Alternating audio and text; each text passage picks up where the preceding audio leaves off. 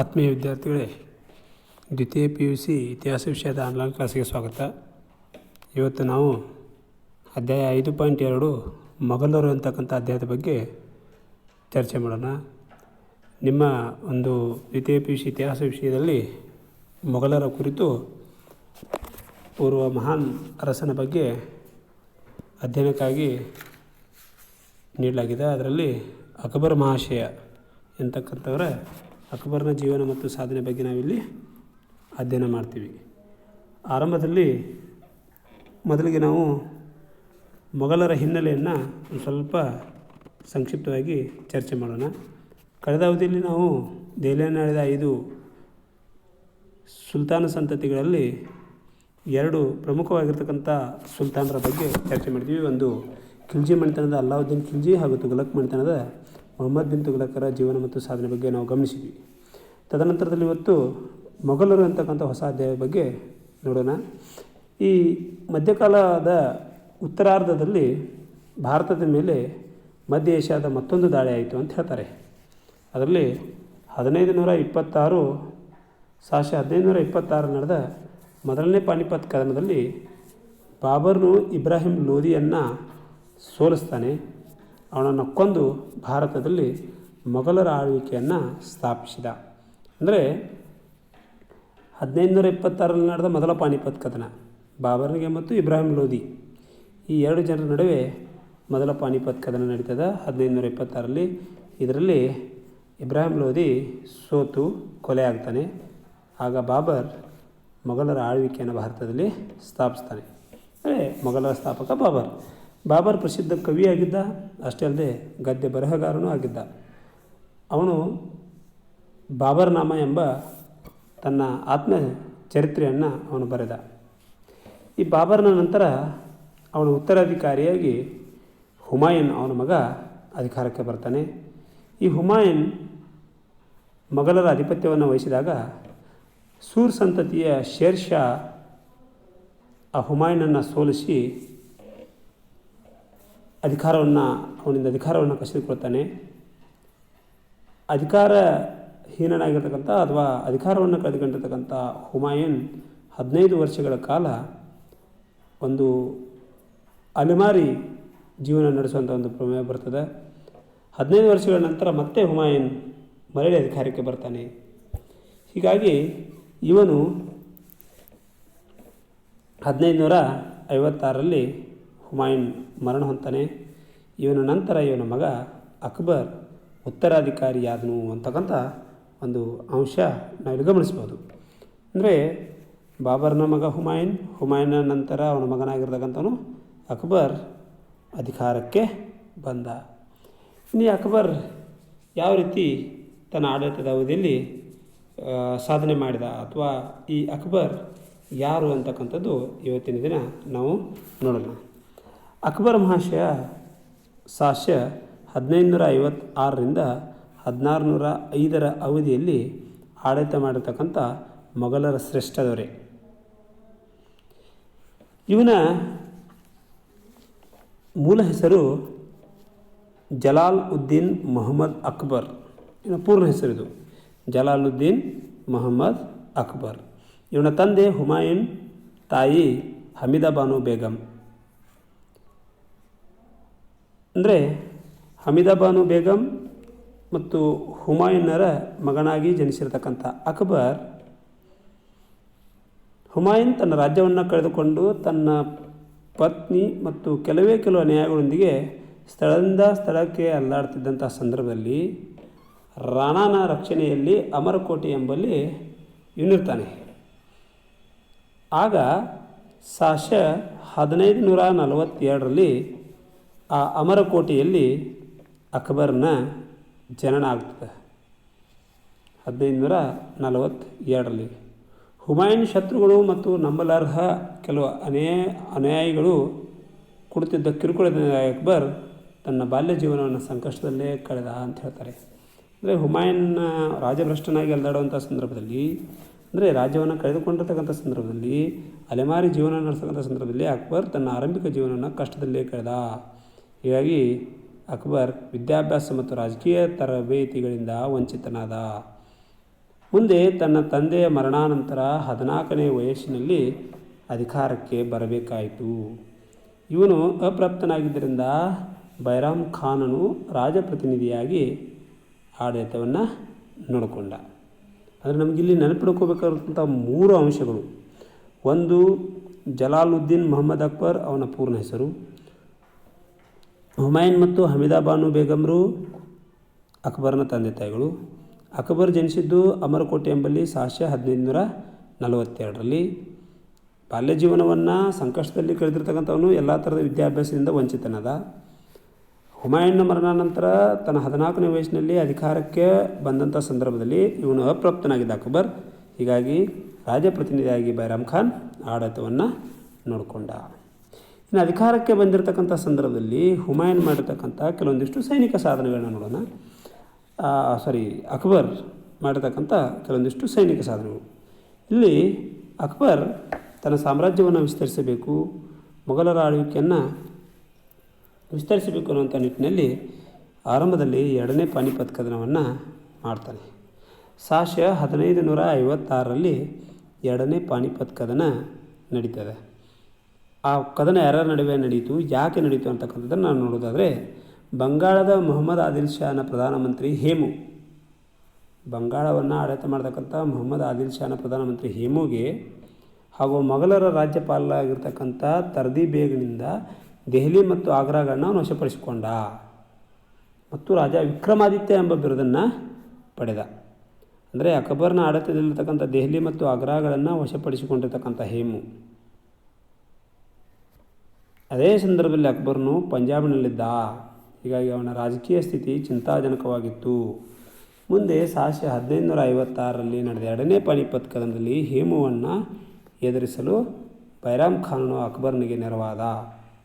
ಬೈರಾಮ್ ಖಾನ್ನ ನೆರವಿನಿಂದ ಹೇಮುವನ್ನು ಎದುರಿಸಲಿಕ್ಕೆ ಅಕ್ಬರ್ ಸಿದ್ಧನಾದ. 1556ರಲ್ಲಿ 2ನೇ ಪಾನಿಪತ್ ಕದನ ಆಗ್ತದೆ. ವಿಜಯದ ಅಂಚಿನಲ್ಲಿದ್ದ ಹೇಮು ಕಣ್ಣಿಗೆ ಬಾನೊಂದು ತಗಲಿ ಪ್ರಜ್ಞಾಹೀನ ಸ್ಥಿತಿಯಲ್ಲಿ ಬೀಳುವಂಥ ಸಂದರ್ಭ ಬರ್ತದೆ. ಹೀಗಾಗಿ ನಾಯಕನಿಲ್ಲದ ಹೇಮುವಿನ ಸೈನ್ಯ ರಣರಂಗವನ್ನು ಬಿಟ್ಟು ಓಡಿ ಹೋಗ್ತದೆ. ಆಗ ಹೇಮುವನ್ನು ಬೈರಾಮ್ ಖಾನ್ ಕೊಲೆ ಮಾಡ್ತಾನೆ. ಈ ಕದನದ ನಂತರ ಅಕ್ಬರ್ ದೆಹಲಿ ಮತ್ತು ಆಗ್ರಾಗಳನ್ನು ಮರುವಶಪಡಿಸಿಕೊಂಡ. ಅಂದರೆ ಇಲ್ಲಿ ನೀವು ನೆನಪಿಟ್ಕೋಬೇಕಾದ ಒಂದು ಅಂಶ ಅಂದರೆ, 2ನೇ ಪಾನಿಪತ್ ಕದನವು 1556ರಲ್ಲಿ ಹೇಮು ಬಂಗಾಳದ ಮೊಹಮ್ಮದ್ ಆದಿಲ್ ಶಾನ ಪ್ರಧಾನಮಂತ್ರಿ ಹೇಮುಗೆ ಮತ್ತು ಅಕ್ಬರ್ನಿಗೆ ನಡೀತು. ಕಾರಣ ಹೇಮು ದೆಹಲಿ ಮತ್ತು ಆಗ್ರಾಗಳನ್ನು ಅಕ್ಬರ್ನ ರಾಜ್ಯಪಾಲನಾದ ತರ್ದಿ ಬೇಗನಿಂದ ವಶಪಡಿಸಿಕೊಂಡಿರ್ತಕ್ಕಂಥ ಹೇಮುನ ಎದುರಿಸಲಿಕ್ಕೆ ಅಕ್ಬರ್ನಿಗೆ ಬೈರಾಮ್ ಖಾನ್ ಸಹಾಯ ಮಾಡ್ತಾನೆ. ವಿಜಯದ ಅಂಚಿನಲ್ಲಿರ್ತಕ್ಕಂಥ ಹೇಮುವಿಗೆ ಆಕಸ್ಮಿಕವಾಗಿ ಒಂದು ಬಾನು ಕಣ್ಣಿಗೆ ತಗಲ್ತದೆ. ಹೀಗಾಗಿ ಪ್ರಜ್ಞಾಹೀನ ಸ್ಥಿತಿಯಲ್ಲಿದ್ದಂಥ ಸಂದರ್ಭದಲ್ಲಿ ಬೈರಾಮ್ ಖಾನ್ ಹೇಮುವನ್ನು ಕೊಲೆ ಮಾಡ್ತಾನೆ. ಕೊನೆಗೆ ಅಕ್ಬರ್ ಈ ವಿಜಯದಲ್ಲಿ ಗೆಲ್ತಾನೆ. ಈ ಯುದ್ಧದಲ್ಲಿ ಹಾಗೂ ದೆಹಲಿ ಮತ್ತು ಆಗ್ರಾಗಳನ್ನು ವಶಪಡಿಸಿಕೊಳ್ತಾನೆ. ನಂತರ ಅಕ್ಬರ್ ತನ್ನ ಒಂದು ದಾಳಿಯನ್ನು ಮುಂದುವರಿಸಿರ್ತಕ್ಕಂಥದ್ದು ನಾವು ನೋಡ್ತೀವಿ. ಅವನು ಮಾಡಿರ್ತಕ್ಕಂಥ 2ನೇ ಒಂದು ಯುದ್ಧ ಅಂದರೆ ಗೊಂಡ್ವಾನದ ದಿಗ್ವಿಜಯ. ಈ ಗೊಂಡ್ವಾನ್ ರಾಜ್ಯವನ್ನು ವಶಪಡಿಸಿಕೊಳ್ಳಲು ಅಕ್ಬರ್ ಅಸಫ್ ಖಾನ್ ಎಂಬುವನನ್ನು ಕಳಿಸಿದ. ಈ ರಾಜ್ಯವನ್ನು ರಾಣಿ ದುರ್ಗಾವತಿ ತನ್ನ ಮಗ ವೀರನಾರಾಯಣ ರಾಜಪ್ರತಿನಿಧಿಯಾಗಿ ಆಳ್ತಾಯಿದ್ದಳು. ಆ ದುರ್ಗಾವತಿ ತನ್ನ ಮಗನಾಗಿರ್ತಕ್ಕಂಥ ವೀರನಾರಾಯಣ ರಾಜಪ್ರತಿನಿಧಿಯಾಗಿ ಆಳುವಂಥ ಸಂದರ್ಭದಲ್ಲಿ ಅಕ್ಬರ್ ಇದನ್ನು ತಿಳಿದಿರ್ತಕ್ಕಂತಹ ಒಂದು ವಿಷಯ. ಅಸಫ್ ಖಾನನ್ನು ಆ ಗೊಂಡ್ವಾನನ್ನು ಸೋಲಿಸಲಿಕ್ಕೆ ಆತನ ವಶಪಡಿಸಿಕೊಳ್ಳಲಿಕ್ಕೆ ಕಳ್ತಾನೆ. ಯುದ್ಧ ಮಾಡುತ್ತಲೇ ಅವಳು ಮರಣ ಹೊಂದಿದಳು. ಕೊನೆಗೆ ಗೊಂಡ್ವಾನ್ ರಾಜ್ಯವನ್ನು ಮೊಘಲರು ತಮ್ಮ ಸಾಮ್ರಾಜ್ಯದಲ್ಲಿ ವಿಲೀನಗೊಳಿಸಿಕೊಂಡರು.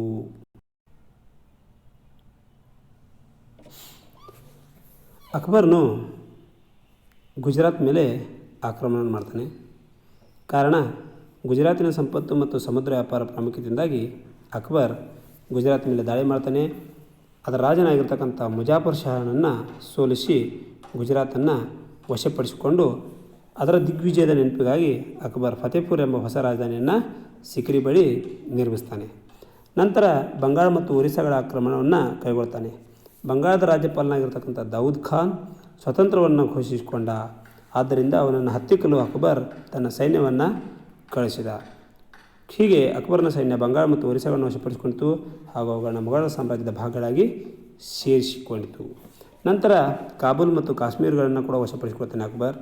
ಏಕೆಂದರೆ ಹಕೀಮ್ ಮಿರ್ಜಾ ಎಂಬುವನು ಅಕ್ಬರ್ನ ಮಲ ಸಹೋದರ, ಇನ್ನು ಕಾಬೂಲನ್ನು ಆಳ್ತಾ ಇದ್ದ.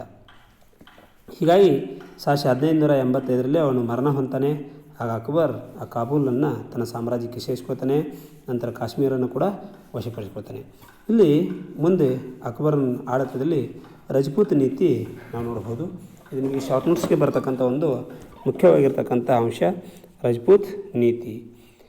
ಅಕ್ಬರ್ ಮತ್ತು ರಜಪೂತರೊಂದಿಗೆ ಇರತಕ್ಕಂಥ ಸಂಬಂಧ ನೋಡಿದರೆ, ರಜಪೂತರು ಮೊಘಲರ ಬದ್ಧ ಶತ್ರುಗಳಾಗಿದ್ದರು ಆರಂಭದಲ್ಲಿ. ಆದರೆ ಅಕ್ಬರ್ ರಜಪೂತರ ರಾಜನಿಷ್ಠೆ ಹಾಗೂ ಧೈರ್ಯ ಸಾಹಸವನ್ನು ಅರ್ತಿದ್ದ. ಅವರ ಬೆಂಬಲವನ್ನು ಪಡೆದರೆ ಮೊಘಲ ಸಾಮ್ರಾಜ್ಯ ಬಲಿಷ್ಠವಾಗ್ತದೆ ಅಂತ ತಿಳಿದಿರ್ತಕ್ಕಂಥ ಅಕ್ಬರ್ ರಜಪೂತರ ಬಗ್ಗೆ ತಮ್ಮ ನಿಲುವನ್ನು ಬದಲಿಸ್ಕೊತಾನೆ. ಅವರ ಸ್ನೇಹ ಸಂಬಂಧ ಸಹಕಾರವನ್ನು ಅವನು ಇಚ್ಛಿಸ್ತಾನೆ ಹಾಗೂ ಅವರೊಂದಿಗೆ ವೈವಾಹಿಕ ಸಂಬಂಧವನ್ನು ಕೂಡ ಏರ್ಪಡಿಸ್ಕೊಳ್ತಾನೆ. ಅನೇಕ ರಜಪೂತರನ್ನು ಮನ್ಸುಬ್ದಾರರನ್ನಾಗಿ ತನ್ನ ಆಡಳಿತದಲ್ಲಿ ನೇಮಿಸ್ಕೊಳ್ತಾನೆ. ಅದರಲ್ಲಿ ಅತ್ಯಂತ ಮುಖ್ಯವಾಗಿ ಅಂಬರ್ ಅಂದರೆ ಜೈಪುರದ ಬಿಹಾರಿ ಮಲ್ಲನ ಮಗಳಾಗಿರ್ತಕ್ಕಂಥ ಜೋಧಾಬಾಯಿಯನ್ನು ಅಕ್ಬರ್ ವಿವಾಹ ಆಗ್ತಾನೆ. ರಣಥಂಬೋರ್ನ ರಾಜ ಸುರ್ಜನ್ ರಾಯ್ ಸ್ವಇಚ್ಛೆಯಿಂದ ಅಕ್ಬರ್ನ ಪ್ರಭುತ್ವವನ್ನು ಒಪ್ತಾನೆ. ಕಾಲಿಂಜರದ ರಾಜ ರಾಮಚಂದ್ರ 1569 ಸ್ವತಃ ಶರಣಾಗ್ತಾನೆ. ಜೋಧ್ಪುರ್ ಮತ್ತು ಬಿಕನೇರ್ ರಾಜರೂ ಸಹ ಅಕ್ಬರ್ನ ಸಾರ್ವಭೌಮತ್ವನ ಒಪ್ಕೊಳ್ತಾರೆ. ಆದರೆ ಮೇವಾಡ್ ಮಾತ್ರ ಅಕ್ಬರ್ನ ಪ್ರಭುತ್ವವನ್ನು ಸ್ವೀಕರಿಸಲಿಲ್ಲ. ಅದು ಏಕಮಾತ್ರ ರಜಪೂತ್ ರಾಜ್ಯವಾಗಿತ್ತು. ಮೊಘಲರನ್ನು ವಿರೋಧಿಸುವಂಥ ಪ್ರಮುಖರಲ್ಲಿ ಈ ಮೇವಾಡದ ರಜಪೂತರು. 1568 ಅಕ್ಬರ್ ಮೇವಾರದ ರಾಜ ಉದಯ್ ಸಿಂಗ್ನನ್ನು ಸೋಲಿಸ್ತಾನೆ. ಅವನ ರಾಜಧಾನಿ ಚಿತ್ತೋಡನ್ನು ವಶಪಡಿಸಿಕೊಳ್ತಾನೆ. ಆದರೆ ಉದಯ್ ಸಿಂಗ್ನ ಮರಣಾನಂತರ ಮೊಘಲರ ವಿರುದ್ಧ ಹೋರಾಟವನ್ನು ಅವನ ಮಗ ರಾಣಾ ಪ್ರತಾಪ್ ಸಿಂಗ್ ಮುಂದುವರಿಸ್ತಾನೆ. ಕೊನೆಗೆ 1576 ನಡೆದ ಹಳದಿಘಾಟ್ ಕದನದಲ್ಲಿ ಮೊಘಲರು ಮತ್ತು ರಜಪೂತರ ನಡುವೆ ಒಂದು ಮಹತ್ವದ ಯುದ್ಧ ಆಗ್ತದೆ. ಈ ಯುದ್ಧದಲ್ಲಿ ರಾಣಾ ಪ್ರತಾಪ್ ಸಿಂಗನು ತೀವ್ರ ನಷ್ಟವನ್ನು ಅನುಭವಿಸ್ತಾನೆ ಹಾಗೂ ರಾಣಾ ಪ್ರತಾಪ್ ಸಿಂಗ್ನ ಮರಣಾನಂತರ ಅಕ್ಬರ್ ಮೇವಾಡವನ್ನು ಸಂಪೂರ್ಣವಾಗಿ ವಶಪಡಿಸ್ಕೊಳ್ತಾನೆ. ಹೀಗೆ ರಜಪೂತ್ ಅರಸರು ಆಂತರಿಕ ಸ್ವಾಯತ್ತತೆಯನ್ನು ಉಳಿಸಿಕೊಳ್ಳಲು ಅನುಮತಿ ಮುಂದೆ ಅಕ್ಬರ್ ನೀಡ್ತಾನೆ. ರಾಜ ತೋದರಮಲ್ಲ, ರಾಜ ಮಾನ್ಸಿಂಗ್, ರಾಜ ಭಗವಾನ್ ದಾಸ್ ಮತ್ತಿತರರು ಅಕ್ಬರ್ನ ಆಡಳಿತದಲ್ಲಿ ಪ್ರಮುಖ ರಜಪೂತ್ ದಂಡನಾಯಕರಾಗಿ ನೇಮಕಗೊಳ್ತಾರೆ. ಹೀಗೆ ಆರಂಭದಲ್ಲಿ ಬದ್ಧ ವೈರಿಗಳಾಗಿರತಕ್ಕಂಥ ರಜಪೂತರು ಅಕ್ಬರ್ನ ಆಡಳಿತದಲ್ಲಿ ಉತ್ತಮವಾಗಿರತಕ್ಕಂಥ ಸ್ಥಾನಮಾನವನ್ನು ಪಡೆದು ಮಹತ್ವದಾಗಿರ್ತಕ್ಕಂಥ ಒಂದು ಉತ್ತಮವಾದ ಸಂಬಂಧವನ್ನು ಹಾಗೂ ಮಹತ್ವದಾಗಿರ್ತಕ್ಕಂಥ ಸ್ಥಾನಮಾನವನ್ನು ಕೂಡ ಅಲಂಕರಿಸ್ತಾರೆ. ಮುಂದೆ ಅಕ್ಬರ್ ತನ್ನ ಆಡಳಿತದಲ್ಲಿ ದಕ್ಷಿಣ ಭಾರತದ ಆಕ್ರಮಣಗಳು ಮಾಡುವಂಥ ಒಂದು ಸಂದರ್ಭ ಬರ್ತದೆ. ದಕ್ಷಿಣ ಭಾರತದ ಆಕ್ರಮಣಗಳಲ್ಲಿ ಅಕ್ಬರ್ ಉತ್ತರ ಭಾರತ ದಂಡಯಾತ್ರೆ ನಂತರ ದಕ್ಷಿಣ ಭಾರತದ ಮೇಲೆ ದಾಳಿ ಮಾಡ್ತಾನೆ.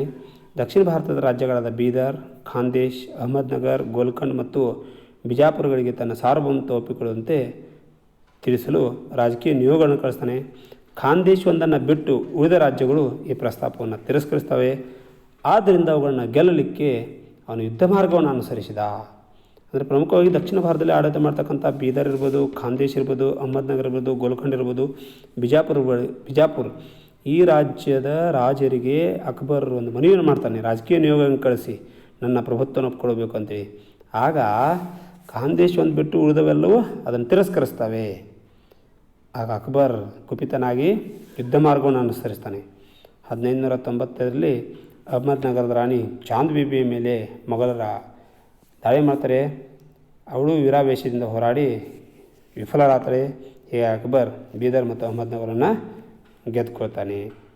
ಹೀಗೆ ಅಕ್ಬರ್ ತನ್ನ ಆಡಳಿತದ ಅವಧಿಯಲ್ಲಿ ಮೊಘಲ ಸಾಮ್ರಾಜ್ಯವನ್ನು ದಕ್ಷಿಣೋತ್ತರ ಭಾರತದಲ್ಲಿ ಅಂದರೆ ಉತ್ತರದಲ್ಲಿ ಹಿಮಾಲಯದಿಂದ ದಕ್ಷಿಣದಲ್ಲಿ ಗೋದಾವರಿವರೆಗೂ ಮತ್ತು ಪೂರ್ವದಲ್ಲಿ ಬಂಗಾಳದಿಂದ ಪಶ್ಚಿಮದಲ್ಲಿ ಕಾಬೂಲ್ವರೆಗೂ ವಿಸ್ತರಿಸ್ತಾನೆ ಅಂತಕ್ಕಂಥದ್ದು ನಾವು ನೋಡಬಹುದು. ಹೀಗೆ ಅಕ್ಬರ್ನ ಆಡಳಿತದ ಅವಧಿ ಒಂದು ವ್ಯವಸ್ಥಿತವಾಗಿರ್ತಕ್ಕಂಥದ್ದು, ಸೈನಿಕವಾಗಿರ್ತಕ್ಕಂಥ ಕಾರ್ಯಾಚರಣೆ ಇರ್ಬೋದು ಅಥವಾ ಅವನು ಕೈಗೊಂಡಿರ್ತಕ್ಕಂಥ ಆಡಳಿತವನ್ನು ಕೂಡ ನಾವು ನೋಡಿದರೆ ಅಷ್ಟೇ ಉತ್ತಮವಾದ ಅಚ್ಚುಕಟ್ಟಾಗಿರ್ತಕ್ಕಂಥ ಆಡಳಿತವನ್ನು ನಾನು ಕೈಗೊಂಡಿದ್ದೆ ಅಂತಕ್ಕಂಥದ್ದನ್ನು ನಾವು ನೋಡ್ತೀವಿ. ಹೀಗೆ ಅಕ್ಬರ್ ತನ್ನ ಒಂದು